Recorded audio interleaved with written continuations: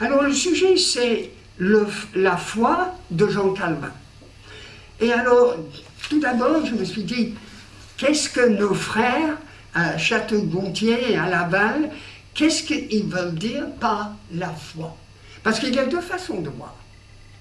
La foi, c'est quand j'ai accepté le Seigneur. J'ai mis ma confiance, j'ai mis ma foi en lui. Et je suis devenu un enfant de Dieu. J'ai cru dans mon cœur, par la suite j'ai confessé de ma bouche, je suis devenu un enfant de Dieu. Grâce à la foi. Le salut, c'est par la grâce, on a dit hier soir, c'est aussi par la foi en Christ seul. Mais dans le Nouveau Testament, vers les dernières lettres, nous lisons de la foi d'une autre manière. Le combat pour la foi, livré aux chrétiens, aux saints, une fois pour toutes. Et ce n'est pas seulement la foi personnelle que nous, chacun de nous, a dans le Seigneur, mais c'est l'ensemble de la doctrine du Nouveau Testament avec l'Ancien Testament. Et c'est pour cela que dans nos églises, nous avons une confession de foi. Nous confessons notre foi.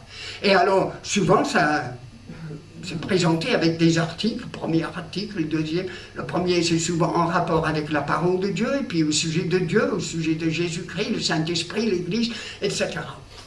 Et moi, j'ai pris ça de ce sens-là, j'espère que c'était bien de le faire, et j'ai pensé, nous devons parler de la foi, de l'ensemble, non, pas l'ensemble, on ne peut pas traiter l'ensemble, mais de certains aspects de ce que Jean Calvin a cru.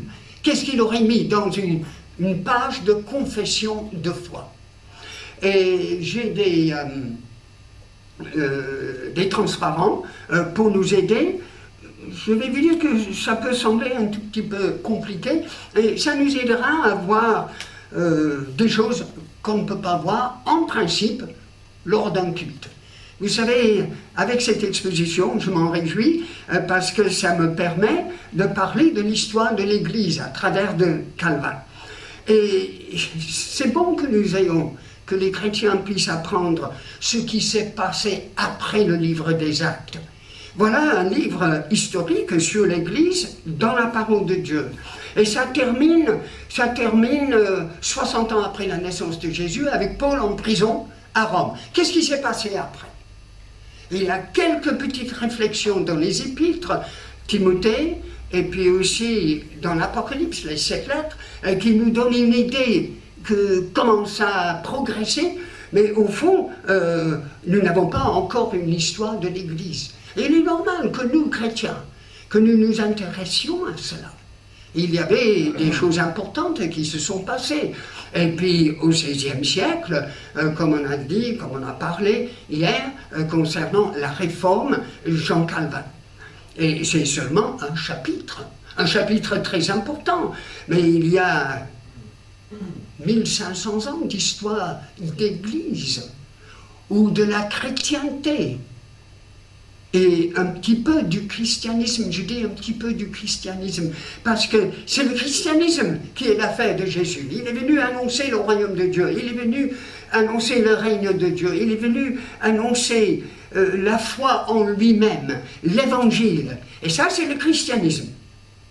Et par la suite, et surtout à partir de Constantin le Grand, c'était la chrétienté. C'est tout ce qui se disait chrétien. Il y avait des gens qui voulaient bien, à cette époque-là, l'époque de Constantin le Grand, ils voulaient être bien avec l'empereur. Qu'est-ce qui s'est passé? Ils sont devenus chrétiens. Les chrétiens entre guillemets. Et on voit ça tout au long de cette période qu'on appelle le Moyen-Âge. Et avec la Réforme, là, il y avait de nouveau la prédication de l'Évangile, il y avait des conversions à Dieu, mais par la suite, le protestantisme, on est né protestant. Moi, je suis né protestant. J'étais un bon petit gars protestant, là-bas en Angleterre. Et puis, par la suite, et mes parents, ils n'ont pas caché ça, ils m'ont enseigné, et puis dans les écoles du dimanche, et puis dans les assemblées également, ils m'ont enseigné que personnellement, je devais accepter le Seigneur. Et pendant longtemps, en France, ça fait plus de 50 ans que je suis en France, je ne me disais plus protestant. Parce que je craignais que les gens qui entendent cela ne comprennent pas que j'étais protestant converti à Jésus-Christ. Et puis quand on commence à expliquer ça, doucement, bon, alors je m'appelais chrétien, et puis évangélique. Et puis maintenant, en principe, les églises évangéliques s'appellent protestants évangéliques, et je crois que c'est bien. Il y a une petite raison pour cela, c'est que la Fédération protestante de France, dans les dernières années, a changé d'attitude vis-à-vis des évangéliques. Les gens ont reconnu. Et à cause de ça, ça a amené la paix entre des mouvements comme l'Alliance évangélique française, la FEF, la Fédération évangélique de France, et la Fédération protestante de France. Et dernièrement, il a eu cette manifestation à Strasbourg, je pense que vous êtes au courant, moi je ne suis pas trop au courant, où il y avait, paraît-il, 15 000 protestants, alors des protestants, hein, seulement peut-être, et puis des évangéliques, des protestants évangéliques qui étaient ensemble. Et on ne pouvait pas vraiment imaginer cela il y a 20 ans. Enfin, moi, je ne pouvais pas l'imaginer.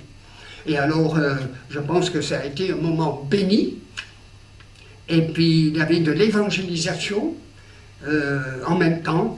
Et je suis heureux de cette situation, tout en faisant attention que nous continuons à enseigner nos enfants, les jeunes dans les églises, qui ne sont pas automatiquement chrétiens évangéliques.